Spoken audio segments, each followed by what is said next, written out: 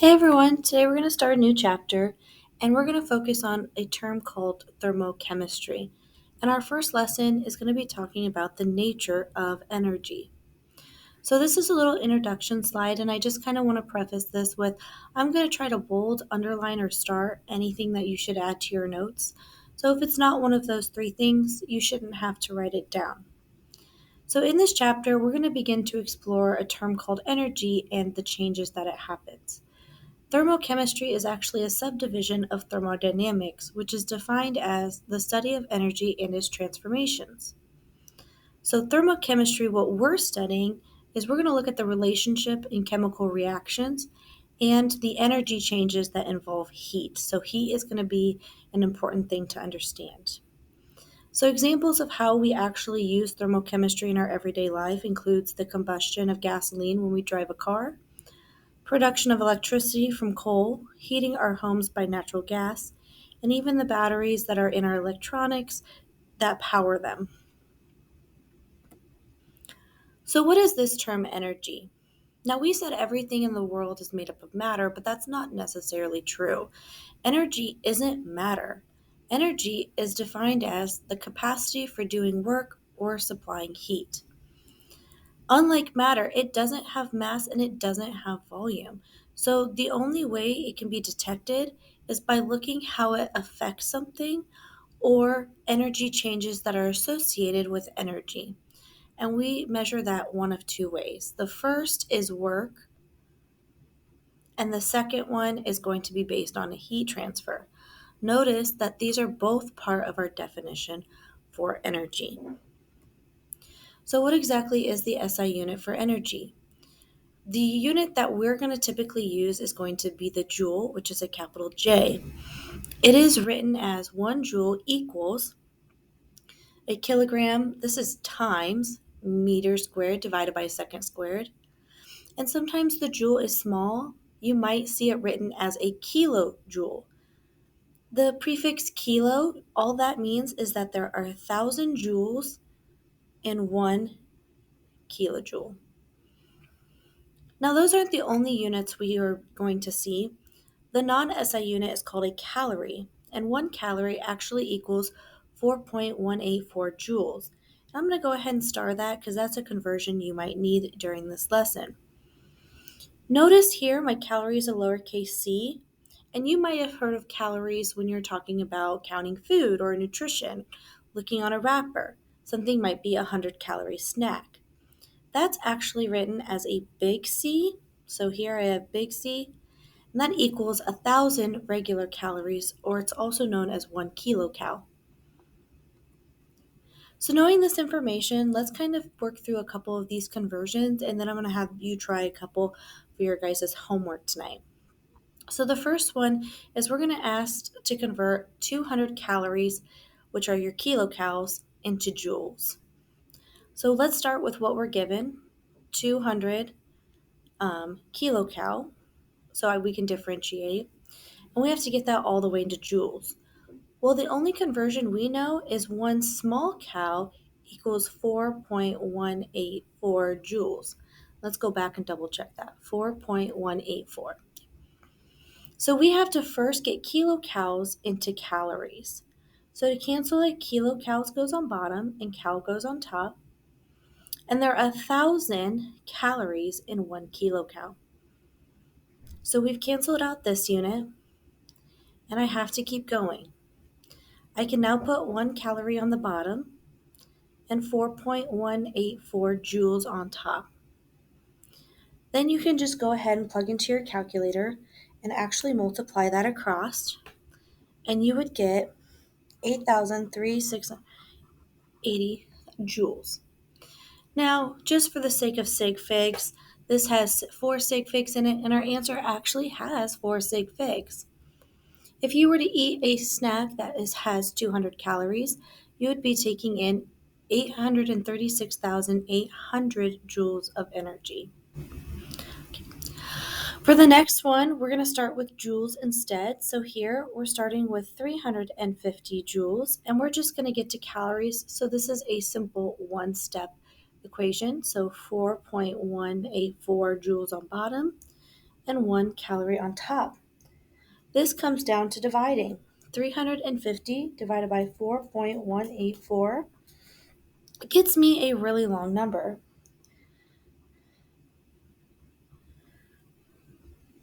And if we're taking in consideration sig figs, here I have 2 sig figs. So if I round this to 84, I would have 2 sig figs.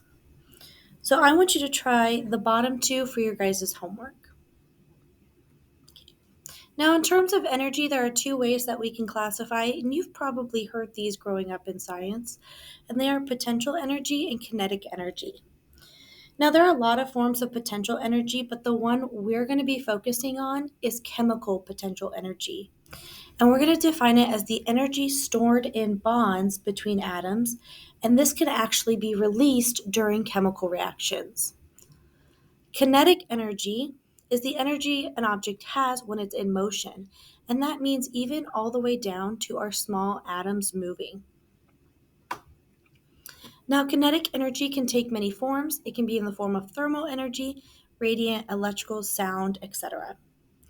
And our book actually provides us with the equation to find kinetic energy, and it's dependent on mass and speed.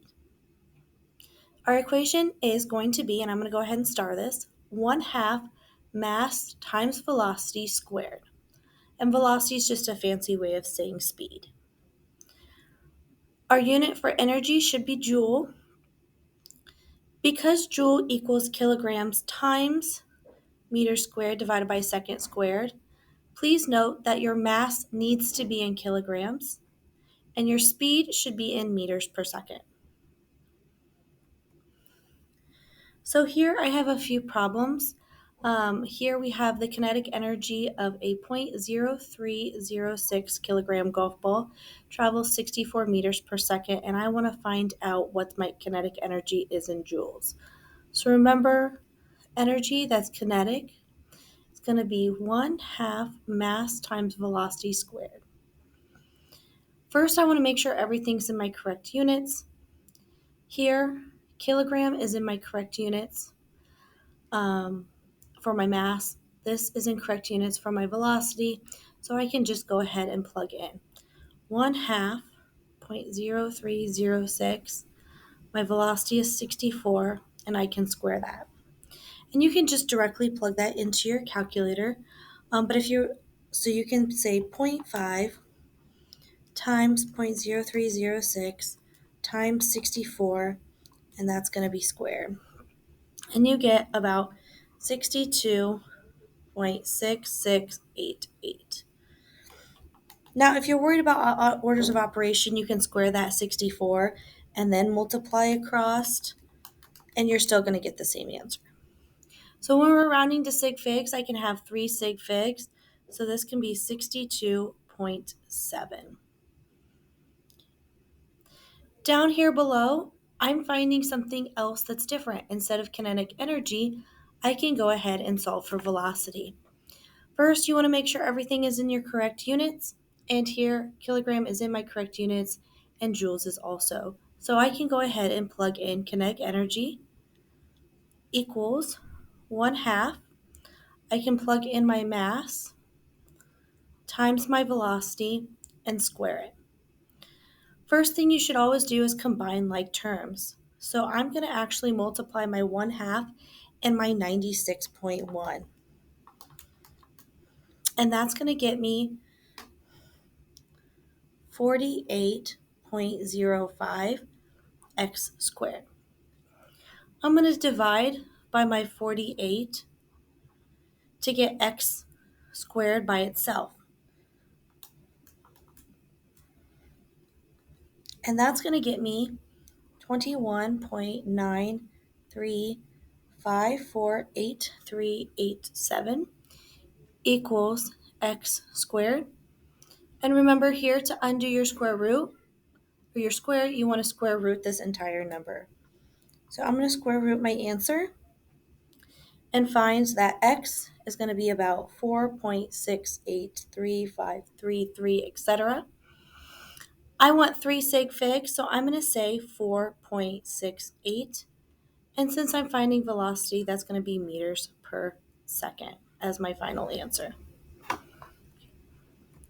Here, I kind of want you to try this one yourself, but please note that you're going to have to refer to the atomic mass of argon, which the atomic mass of argon is 39.948 grams. Don't forget to change your grams into kilograms and have fun solving, and we can check your answers tomorrow in class. Now remember, energy is the capacity for doing work or supplying heat, so let's kind of go over those two terms before we finish out this lesson. Work, which is abbreviated by the letter W, is the energy transferred when a force moves an object. So work can be calculated by force times distance. If you are unsure what a force is any push or pull on an object, and it's calculated by taking the mass times your acceleration due to gravity if it's falling, or you can just do it by the plane acceleration. Heat, which is denoted by the letter Q, is the energy that transfers from one object to another because there is a temperature difference. Please know that energy transfers from hotter objects to colder, never the other way around.